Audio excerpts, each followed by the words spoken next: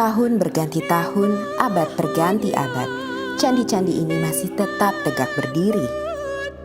Di mata para penghikmat sejarah dan kebudayaan Jawa, candi-candi ini tak hanya menjadi pembawa kabar dari masa lalu tentang warisan peradaban yang tinggi.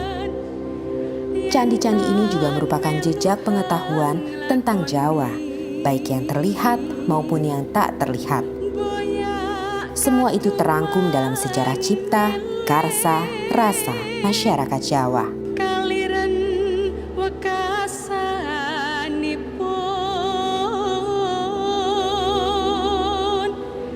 dilalah karso Allah bejo bekjaning kang lali luwih bejo.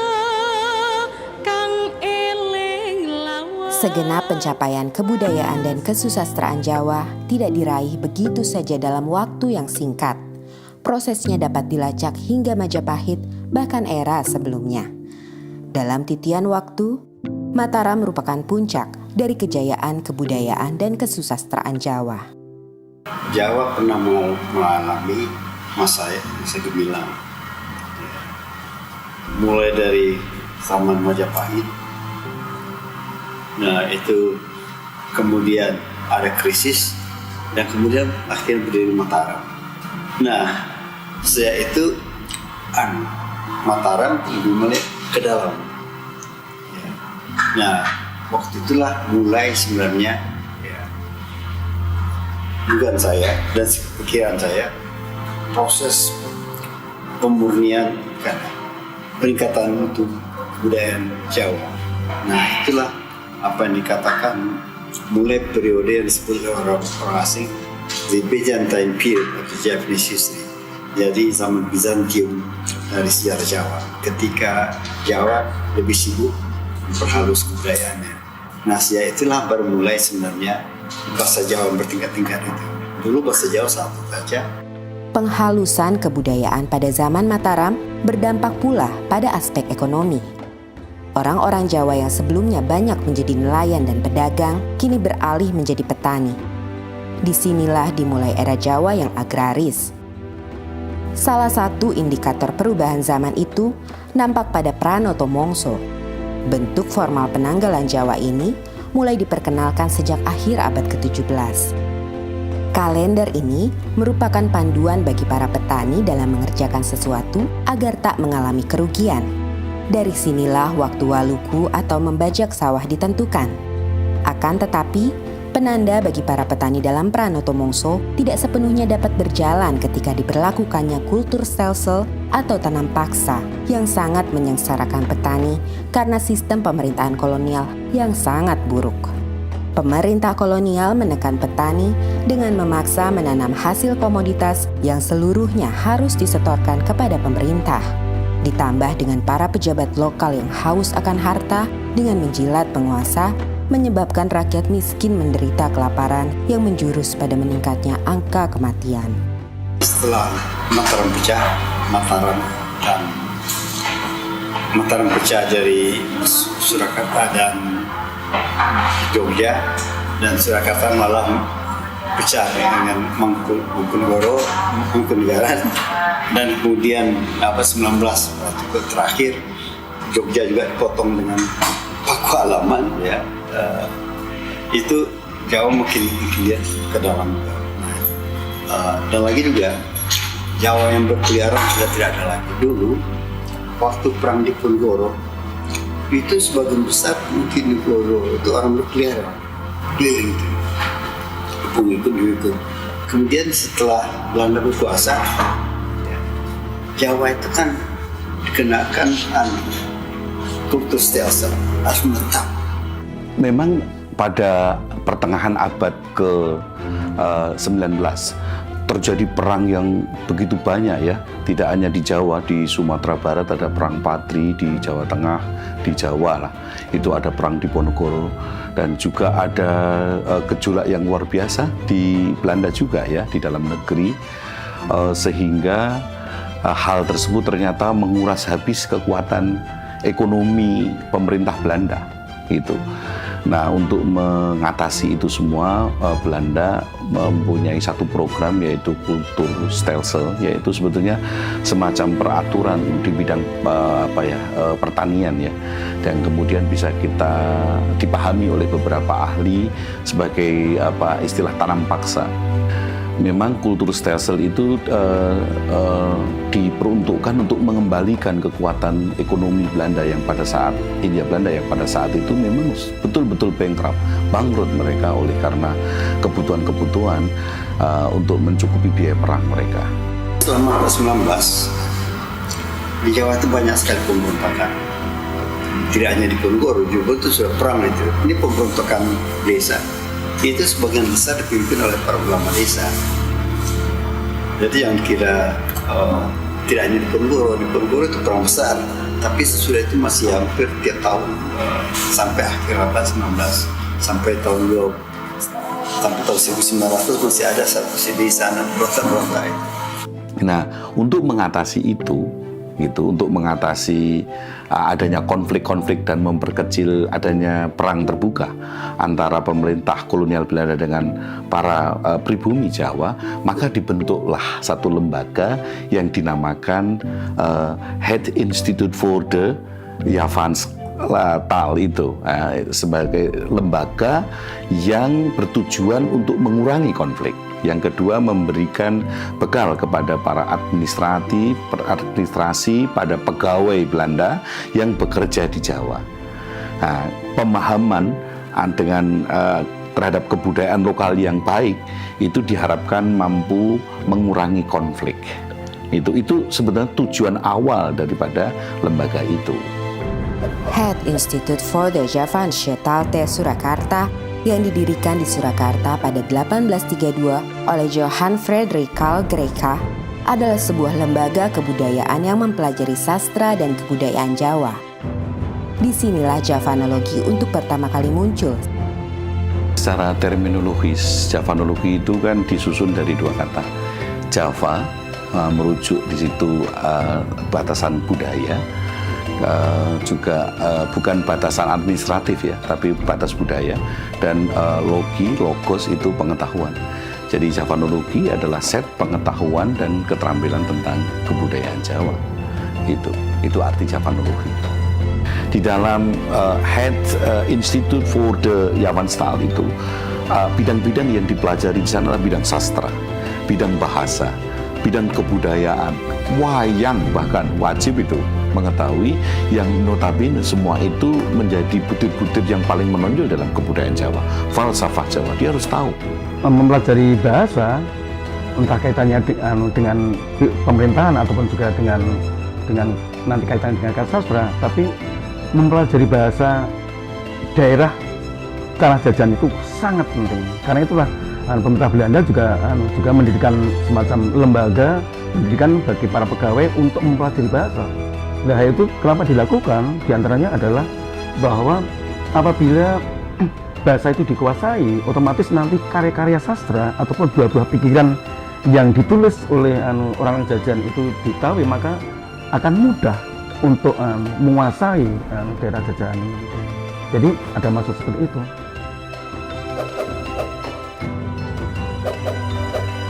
Di tengah meningkatnya popularitas Javanologi kala itu, seorang pujangga bernama Ronggo Warsito kerap menjadi rujukan para Javanolog karena pemahamannya dianggap mendalam terhadap kebudayaan dan kesusastraan Jawa, khususnya Jawa kuno. Ronggo Warsito itu adalah pujangga yang luar biasa, dan beliau ini di dalam mencipta karya ini meliputi 12 bidang ya. Ada bidang kesastraan, ada bidang pendidikan, ada bidang pengetahuan bahasa, ada bidang filsafat, ada bidang pedalangan, pengetahuan alam, bidang seni suara, babat, ramalan atau jonggo itu hanya 2, Sekolodang dan Jobelio. Kemudian silsilah dan perkamusan. Jadi ada 12 bidang. Nah, yang paling banyak itu kesastraan itu 24 judul. Ronggo Warsito adalah seorang tokoh munculnya sastra Jawa baru jenis geguritan. Karena sebelumnya bisa dikatakan ada karya sastra itu hanya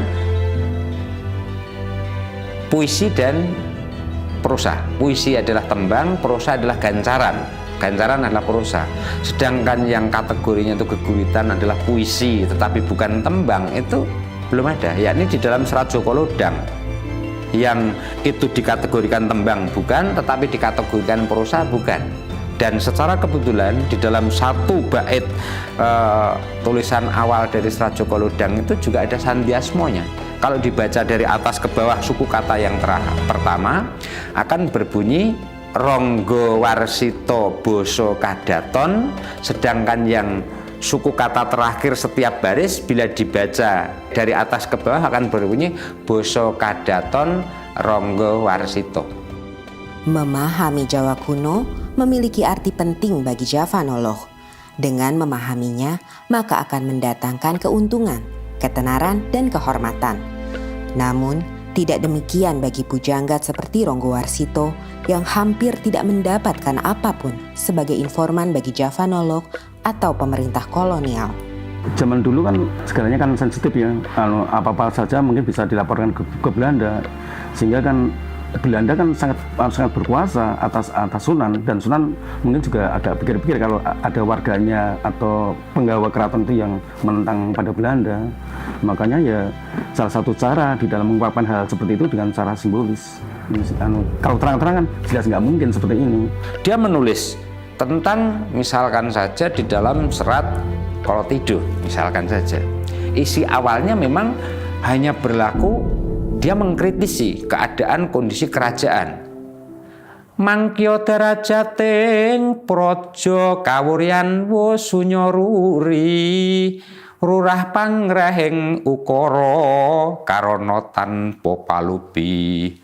Hatilar silastuti sujana sarjana kelu kalulun kala tidha tidem tandaning dumadi hardayeng rat tining karoban rubedo.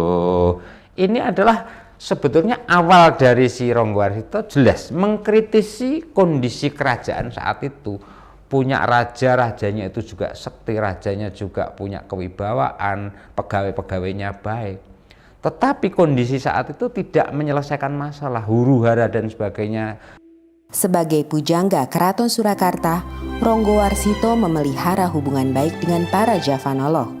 Salah satunya adalah Carl Friedrich Winter. Sebegitu datang di Jawa ini dan ketemu si Ronggo Warsito, ternyata dia adalah seorang sastrawan, dia seorang yang cinta atas budaya Jawa, dalam hal ini sastra. Nah, karena dia itu juga sesama orang sastrawan, dia ingin menulis tentang sastra Jawa, merasa dirinya itu juga sudah barang tentu tidak sepaham seperti orang Jawa. Melihat seorang Ronggo Warsito itu pujangga keraton yang juga sebetulnya sudah memasyarakat, artinya orang luar pun bisa dekat dengan Ronggo Warsito, dia berguru, berteman, lalu sebagai seorang sahabat yang sama-sama menggeluti tentang budaya Jawa, dalam hal ini adalah sastra Jawa. Kalau kita lihat kronologinya, sebetulnya hubungan mereka itu pasca Yavanologi itu sudah berpindah ke Delft dan kemudian ke Leiden ya.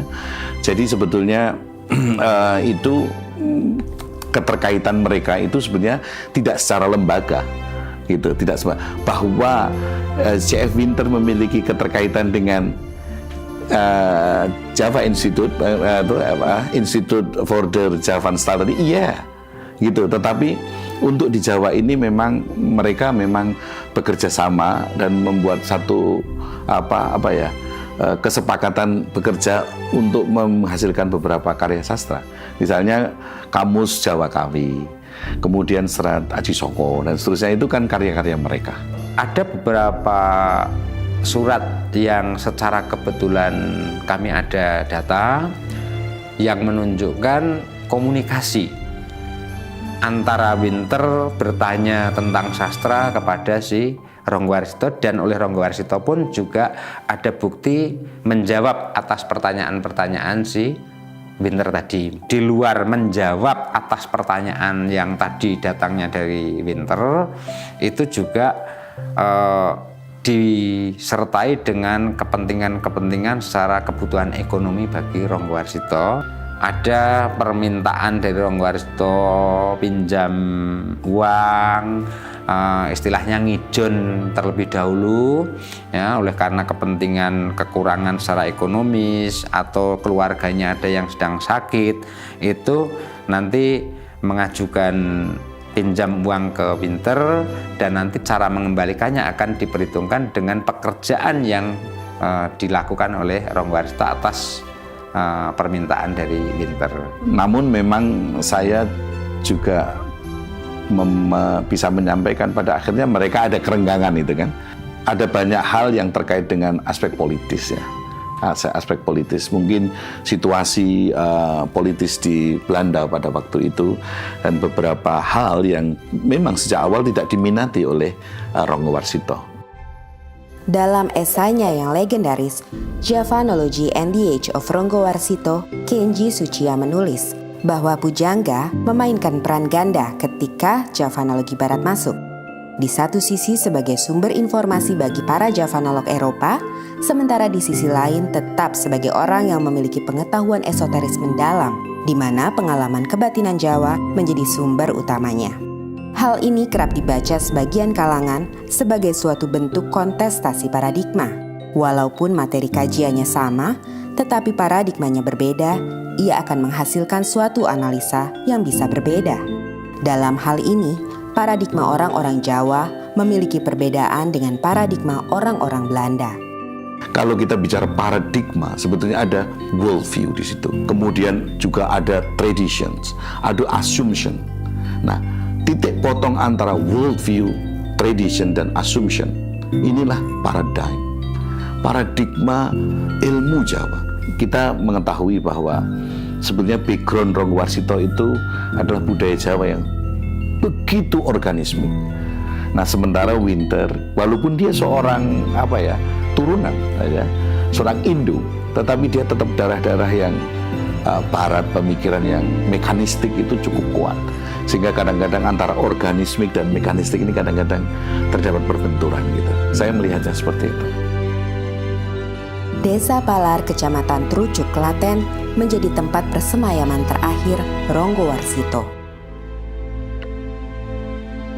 Semasa hidupnya, ia sering mengunjungi desa ini yang menjadi tempat sanak familinya berada. Tidak hanya Ronggo Warsito, makam C.F. Winter juga berada di sini. Setelah pada 1984 makamnya dipindahkan dari kompleks pemakaman Belanda di Jebres, Surakarta atas izin Presiden Soeharto. Pada hari-hari tertentu, makam Ronggo Warsito banyak dikunjungi para peziarah. Daya tarik Ronggo Warsito sebagai pujangga besar memang tidak hanya terdapat semasa ia hidup. Bahkan hingga hari ini, setelah sekian lama ia wafat, pesona itu tak memudar. Dan pasca wafatnya Ronggo Warsito, masih tersimpan begitu banyak arsip tentang Jawa, salah satunya sastra di negeri Belanda. Arsip-arsip ini yang sebagian besar berisi tulisan-tulisan Jawa membuktikan peradaban Jawa yang tinggi. Namun sayangnya justru tidak dipelajari dan dimiliki oleh orang-orang Jawa itu sendiri. Sejak 1842, Javanologi sebagai lembaga sudah tidak lagi berada di Jawa. Namun, secara individu, para Javanolog masih aktif dalam melakukan penelitian dan pengkajian. Salah satunya adalah Pisho. Karya terbesarnya berjudul Java in the 14th Century yang terbit sebanyak 5 jilid. Karena kedalaman kajiannya, ia dikagumi oleh para pemikir Jawa. Satu di antaranya adalah Profesor Sudarsono. Pada waktu itu saya diutus ke negeri Belanda untuk kerjasama antara Indonesia dengan Belanda. Lalu kemudian ketemu Dr. Pisho, itu gambarnya Dr. Pisho. Lalu kemudian saya senang sekali saya mendengar saudara Sudarsono menggantikan saya. Saya juga bangga sekali dianggap menggantikan dia. Karena Dr. Pisho itu luar biasa pinternya. nulis kamus bahasa Jawa, orang Belanda. Lalu menulis kebudayaan rakyat, lalu menulis, pokoknya banyak sekali tulisannya. Ya, lalu saya pulang, wah, rasanya lega sekali bisa ketemu orang yang paling saya kagumi itu, Dr. Pisho itu. Tahun 2011, di Universitas Negeri 11 Maret Surakarta, berdiri pula Institut Javanologi yang berada di bawah naungan Lembaga Penelitian dan Pengabdian Masyarakat. Institut Javanologi ini bergerak di bidang kajian budaya, bahasa, dan sastra Jawa. Akan tetapi, walaupun bernama Javanologi, namun orientasinya sangat berbeda dengan Javanologi yang dibuat di Belanda dan di Yogyakarta. Pada era Belanda, tujuannya sudah saya sampaikan tadi adalah memberikan bekal pengetahuan kepada para pegawai-pegawai Belanda, orang-orang Eropa untuk masuk ke Jawa. Nah, tetapi pada masa kemerdekaan, pasca kemerdekaan, Javanologi memang untuk menghimpun ilmu-ilmu lokal, local wisdom, ya, yang begitu banyak tersebar dan tercerai, itu mau dihimpun. Nah, sekarang di era kami itu Institut Javanologi tidak hanya menghimpun, yang sudah dihimpun itu dicoba untuk ada hilirisasi temuan-temuan pada saat itu. Misalnya begini, di dalam Centini bab 3 itu disebutkan bahwa seorang tokoh di situ dia menderita penyakit kelamin yang sudah tidak bisa disembuhkan, dan pada saat itu muncul tokoh lain, tokoh yang memberi obat. Kalau kamu pengen sembuh, maka kamu harus menyenggamai sapi betina yang sedang hamil. Kami yang membaca itu tentu tidak akan menyarankan seorang untuk itu kan. Nah, kita melihat sebenarnya ada apa di dalam sapi muda yang sedang hamil itu.